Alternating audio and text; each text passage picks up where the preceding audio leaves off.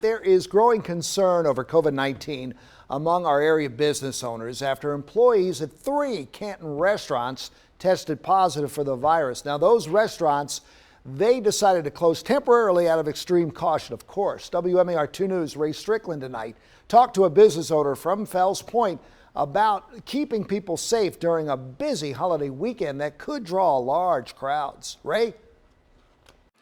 Jamie, I can tell you the fact businesses decided to shut down in Canton because of COVID-19 certainly got the attention of business owners here in Fells Point. One of them told me that he's essentially doubling down on making sure people wear a mask because he says it would be devastating if he had to shut down again. Now, speaking of Canton, we got some video of Lee's Pint and Shell where we spotted a COVID-19 response team cleaning the restaurant. It's one of 3 restaurants that decided to close because employees tested positive for the virus. Now, these closures come during a time when Governor Larry Hogan says young people under the age of 35 are contracting the virus at an alarming rate. Now, here in Fells Point, a popular place for young people, it's where some have said young folks have not been taking the virus seriously, not wearing their masks. Now, the owner of Riptide, Justin Brockmeyer, says it's a little difficult to enforce the rules, but ahead of the holiday weekend and after those Canton businesses closed, he says business owners here in Fells Point won't mess around when it comes to keeping people safe.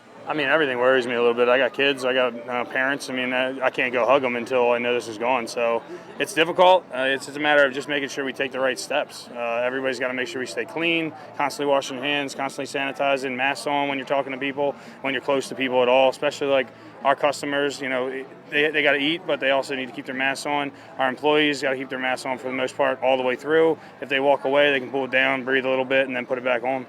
And Brockmeyer says for the most part, people have been following the rules. He says it's when liquor gets involved, that's when it can sometimes go downhill. Now, that's going to be a real challenge for businesses this weekend, but it's one they say they're ready to take on. In Fells Point, Ray Strickland, WMAR 2 News.